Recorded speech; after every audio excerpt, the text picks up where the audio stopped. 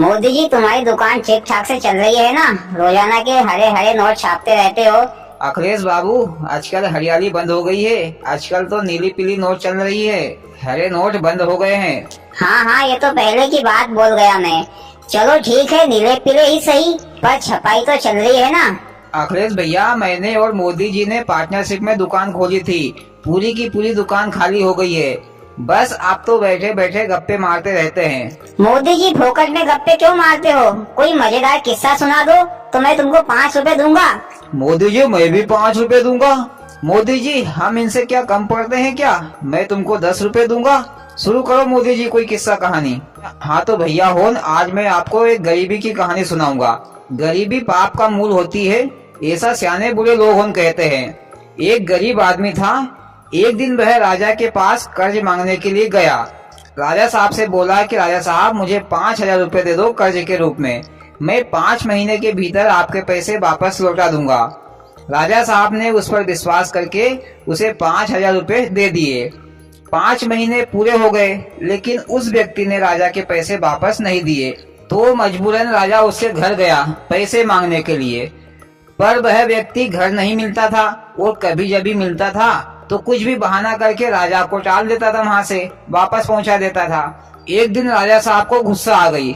मोदी जी, राजा साहब तो बंदूक लेकर गया होगा और गोली मार दी होगी उस आदमी को। अब राजा साहब का कौन बाल बाका कर सकता है? नहीं भैया अखिलेश, राजा साहब गुस्से में उसके घर गया और जोर से आवाज लगाई तो घर में से उस व्यक्ति की छोटी सी लड़की बाहर निकली।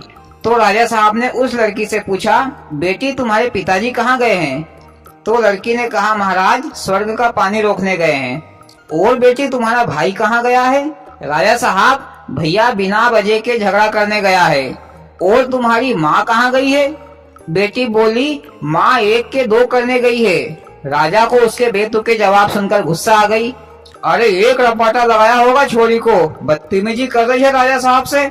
लालू जी, तुम क्या गुंडागर्दी के खानदान से हो क्या, जो हमेशा मारने ठोकने की ही बात करते रहते हो?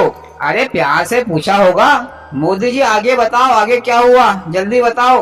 गुस्सा में राजा ने कहा बेटी से, तुम यहाँ बैठे बैठे फिर क्या झक मार रही हो? तो बेटी ने मुस्कुराकर जवाब दिया, राजन मैं बैठे बैठे यहाँ पर संसार देख रही हूँ। राजा साहब समझ गया कि इस छोरी ने तो मेरे को ही उलझा दिया। फिर राजा ने सोचा कि अब इससे प्यार से पूछा जाए कि इन जवाबों का मतलब क्या होता है। राजा ने कहा कि बेटी इन जवाबों का मतलब क्या है? तो लड़की ने कहा, राजन मैं आपको इन जवाबों को अच्छे से एक्सप्लेन कर दूंगी, पर मेरी एक शर्त है कि आपको मेरे पिताजी का कर्ज माफ करना होगा।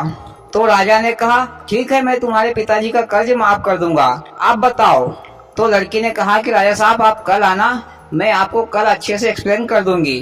तो राजा साहब वहाँ से अपने घर वापस